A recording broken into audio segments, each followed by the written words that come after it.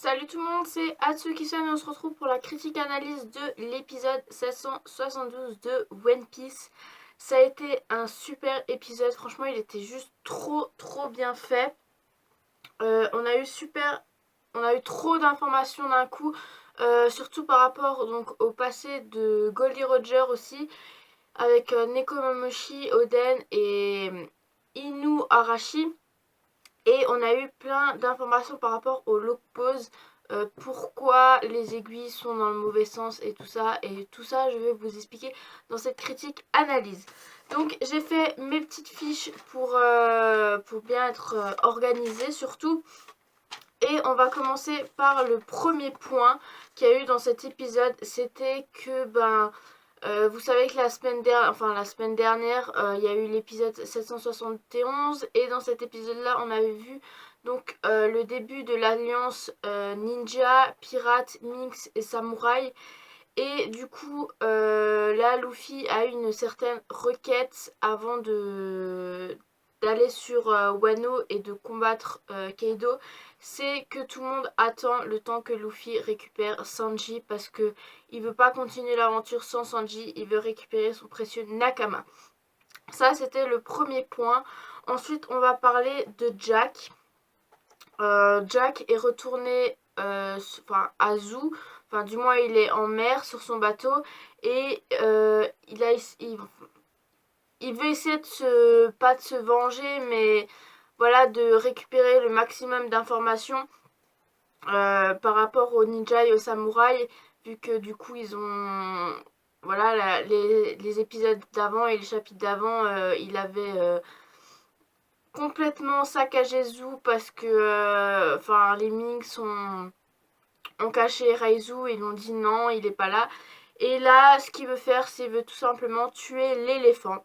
Alors, personnellement, moi j'ai lu les chapitres, mais pour ceux qui ne savent pas la suite, je pense que Jack aura du mal à tuer un éléphant parce que si l'éléphant se braque, je pense que ça doit faire très mal. Voilà. Donc ça, c'était le point par rapport à Jack. Et ensuite, on va arriver au gros point de cet épisode. On va savoir donc que Luffy va découvrir que du coup, Nekomamushi et Inu Arashi, j'ai du mal avec ce nom, connaît Shanks. Et du coup, c'est pour ça qu'ils savent d'où vient le chapeau de paille dont a Luffy, c'est tout simplement de Shanks. Et on va savoir une grosse partie par rapport à Goldie Roger. En fait, ce qu'on va savoir, c'est que donc Oden faisait partie de l'équipage de Goldie Roger. Et du coup, Nekomamushi et Inuarashi faisaient aussi partie de l'équipage de Goldie Roger. C'est vraiment... ça m'étonne pas parce que vu qu'ils font partie... qu'ils sont alliés, moi personnellement ça m'aurait pas étonné. C'est quand même... Ils sont quand même alliés, le clan Kozuki et donc du coup les Minx. Donc moi franchement ça m'aurait même pas étonné. Mais par contre ça a étonné quand même Luffy et les autres.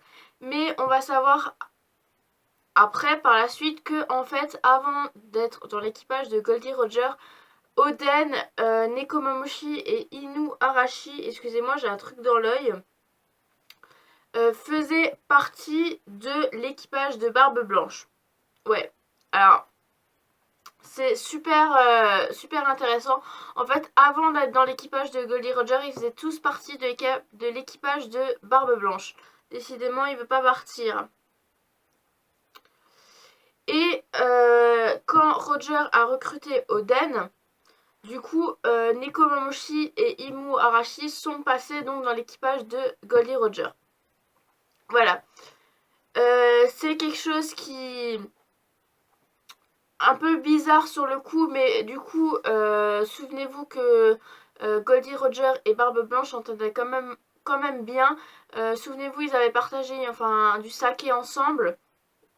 Et du coup, je pense que c'est pour ça que Oden et Nekomamushi et Inu Arashi a réussi à passer d'équipage de Goldie Roger. C'est simplement, je pense, cette raison-là. Et maintenant on va parler du dernier point de cet épisode, c'est par rapport où se trouve Raftel. Donc on va parler des log poses et des poneglyphes parce que c'est vrai que c'est assez compliqué. Je vais essayer de vous expliquer au mieux que je peux. Donc pour trouver Raftel, il faut trouver les 4 road poneglyphes.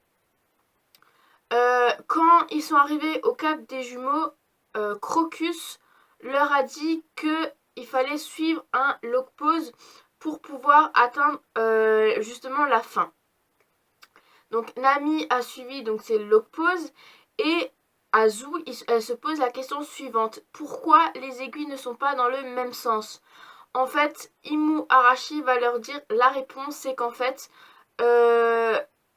toutes les îles ont une fin, mais au-delà de cette fin se trouve quelque chose. Je vais vous donner un petit exemple. Par exemple, la fin des log poses, je dis ça comme ça, par exemple, c'est l'île des hommes poissons. Mais après, il y a quelque chose au-delà.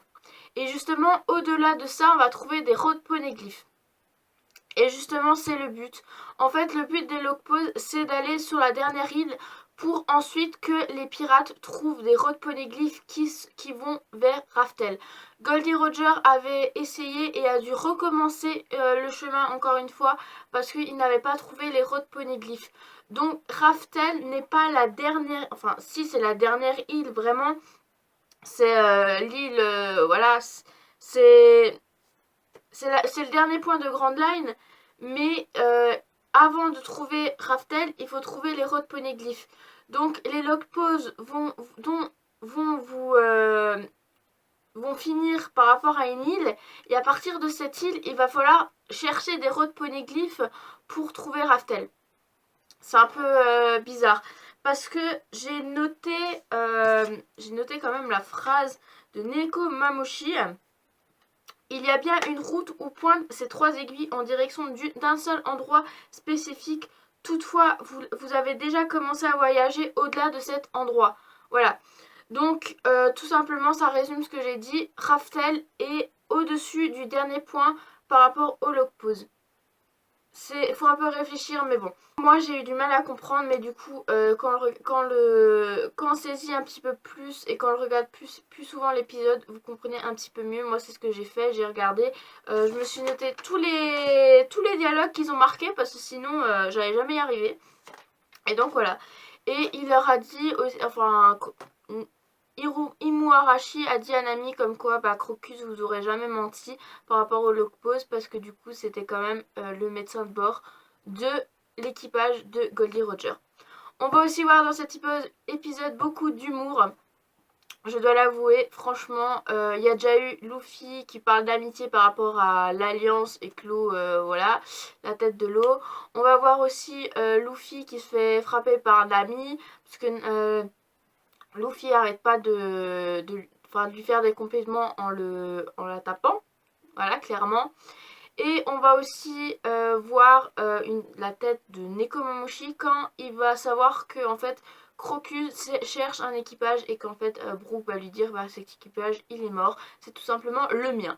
Donc voilà, c'était vraiment un épisode super important pour la suite. Enfin, de toute façon, depuis quelques temps, les épisodes sont juste super, hein, comme les chapitres.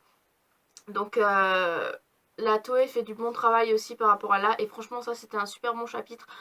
Par rapport à l'animation, on a eu vraiment beaucoup de choses. Et la semaine prochaine, ou du moins dimanche, ça sera, je pense, un très bon épisode.